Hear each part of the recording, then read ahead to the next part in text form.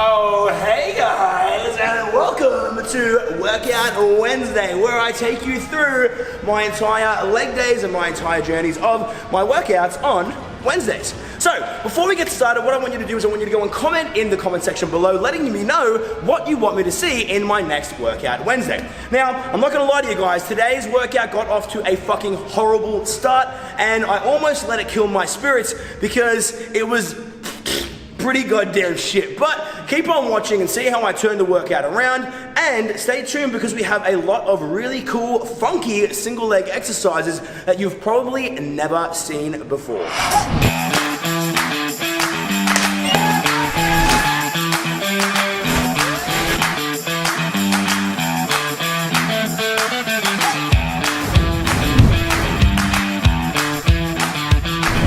In today's workout, I started off the same that I have been the last 2 weeks on the belt squat.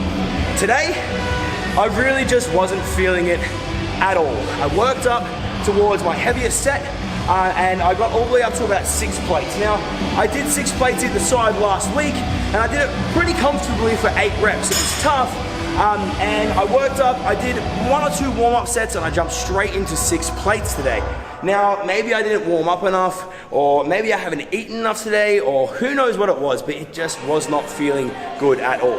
I did get up to 10 reps, but to be honest with you, I was ego pushing and I was using way too much weight and I was tipping forward, as you can see here in the video. Those reps were not looking very nice at all in comparison to last week. So I haven't eaten much today. Like I said, I only did like 2 little warm-up sets, so that could be one of the reasons why. Look, I decided to bump it back down and I decided to go through and just do 5 plates either side to see if I was feeling any better. And honestly, that set fucking sucked too. So I decided to call it a day because I don't want to make my training just about ego lifting. I don't want to make my training just about one particular lift. And today just wasn't feeling that great on the belt squat. So I'm going to call it there and then hopefully I'll return back to it next week and start hitting some good numbers there again. And then I'll probably call it a wrap and leave the belt squat and move on to another big exercise so you guys don't get too fucking bored just watching the belt squat every single week. But our next exercise is a fucking amazing one to really smash those glutes. It is my favorite lunge variation to get those glutes feeling and burning up like crazy. So Jerry, let's get to it.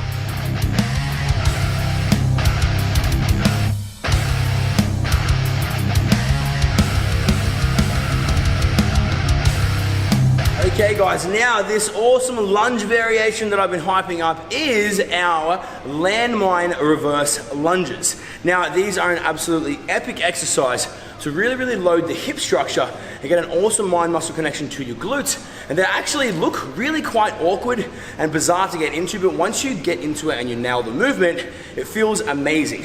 A lot of my Glute Guru gang, when they first try this, are like, oh my god, this is so fucking weird, it just feels off. And they do 1 or 2 sets, and then it ends up being one of their favorite exercises. And a fair few of them have actually been begging me to put it back in the programming. Now, instead of me rambling on and talking about it here, I'm actually gonna quickly show you a little exercise tutorial with the man, the myth, the legend, Mr. Tyson No Sight. So let's take a look at that. Alrighty guys, so we got the big bad Tyson, Mr. No Sight here, trying these lunges for the very first time. Now you can see, what we're doing is taking a really big step back, okay? And coming all the way down deep into this extended range of motion because we've got this extra elevation to allow that extra depth. So we want to make sure we get all the way down there. Now, the glutes are working hardest right down here in that stretch position. So we're also adding that additional quarter, boom, boom, and driving all the way up. And the best part about this landmine is it pushes you all the way back exactly where you need to be and loads the hips absolutely beautifully. So all that tension you can feel in those glutes, especially those first few reps. Towards the end, the quads will start to burn, they will start to take over a little bit, but trust me when I say this is one of the most glute dominant lunges that you will try, and all my clients absolutely love them. Tyson's doing it for the very first time. Tyson, how you like?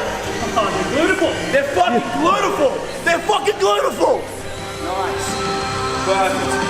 And again, you don't need to do this with this extra elevation, okay? This is getting pretty advanced, and putting this bad boy up on the shoulder as well. It's a little bit funky, it's a little bit weird, but having this pushing cushion here on the shoulder does feel a lot nicer to at least have that little bit of extra padding, a little bit of extra protection. Make sure we're digging that barbell into ourselves too much. Make sure we keep our weight in the heel, and look at that beautiful stretch, boom, boom.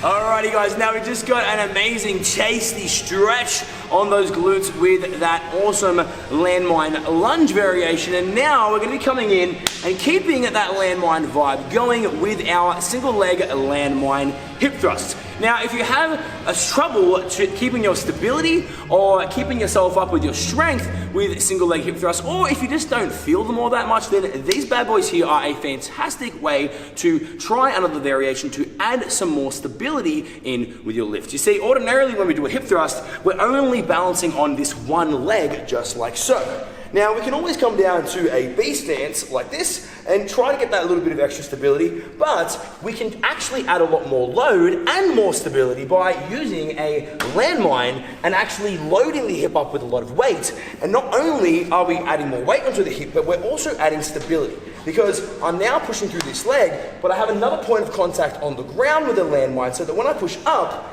I have that little bit more stability that I can kind of drive into, and a lot of the time it feels really, really, really great to be able to get that nice contraction, squeeze, and get extra tension on the hips. And if that's still too tricky, you can always just go for a B stance like this. Boom, boom, so you can assist with more weight and even more stability and still train in a unilateral fashion, so that if you're trying to work on any glute imbalances or if you just want to do more single leg work, this is a fantastic variation. Now, as you can see here, when Jerry plays the B-roll, I did a whole bunch of exactly what I was just talking about.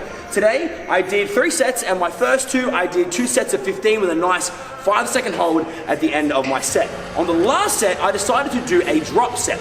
Now, I didn't make things any heavier, I didn't even make things any lighter. But what I did was my original 15 reps, single leg with a 5-second hold at the end, but to continue that burn and to keep that tension on the muscle, I then dropped down into a B stance and I continued to keep going for another 15 reps and then a 5-second hold at the end. So I didn't actually make the weight any lighter, but I drop set it by making the movement mechanically more easy by adding more stability, so I could then continue to keep pumping those reps out, continue that burn, and continue on building the booty. So that is a fantastic little drop set variation that you can try, and a fantastic funky looking exercise if you haven't already given it a whack.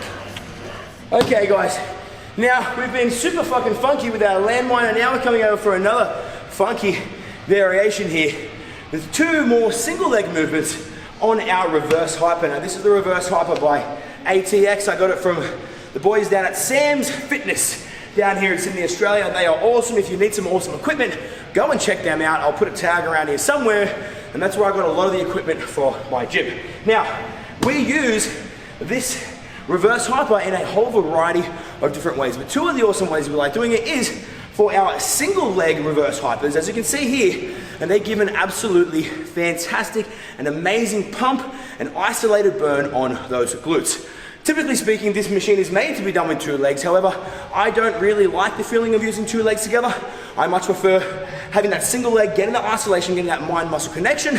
And also I find it's less taxing on my lower back, and I can control the movement a lot more. So a lot of the time I get my girls doing single leg reverse hypers like this, and as you can see, it's also a fantastic exercise to post on Instagram or YouTube, because if I don't mind saying so myself, it does make your glutes look pretty damn juicy. Oh my God. You know what I'm talking about. Now, we're not just about the glutes here, okay, because I did 15 reps of those single leg reverse hypers, and then I came into an exercise of my own creation, which is a reverse hyper, but with a single leg hamstring curl. Now, you can see on the video here that I'm getting a fucking awesome, nice contracted pump and going for a little bit of momentum, a little bit of a swing, but trying my best to keep that tension on the muscle and focusing on knee flexion by driving my knees up like this. A lot of the time when we're training, we get a lot of work with our hamstrings, with our deadlifts and with our hip thrusts and movements like so, but we need to remember to do movements that are going to be bringing our heel up towards our bum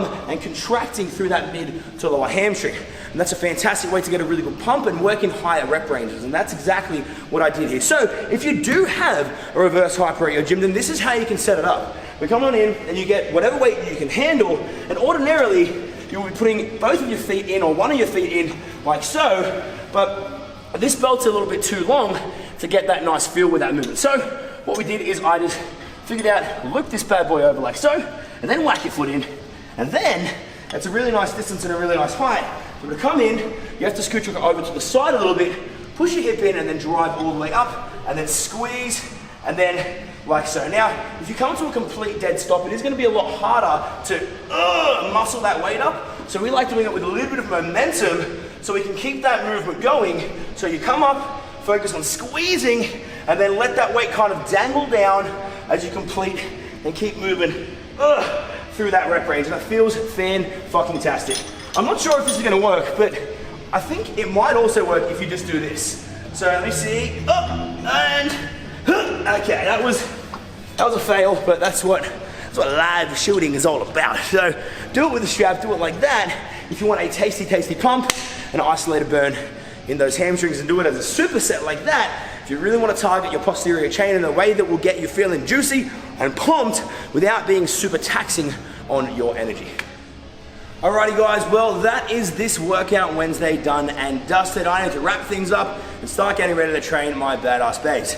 Now, remember, looking back at this workout, I could have completely let the fact that I was feeling weak and the fact that I was fucking up my first primary lift really get me down, really make me feel shitty, and let me emotionally react and feel like I'm just a fucking idiot who can't get the fucking reps and get myself down. But instead, I decided to adapt to how I'm feeling today. Never let your workouts be numbers, never just focus on progressive overload, and never let your emotions on the day dictate how you're going to feel and how you're going to act and react to however you are performing. Today, very clearly, wasn't a day where I was going to be doing max sets with max effort and max PBs. I found that out very clearly on my very first exercise. So instead of being a sook, I decided to adapt it, change the rest of my workout to single leg movements, and focus on getting more of a mind-muscle connection, focus on keeping the tension on the muscle with exercises that require less weight, less energy, and less effort,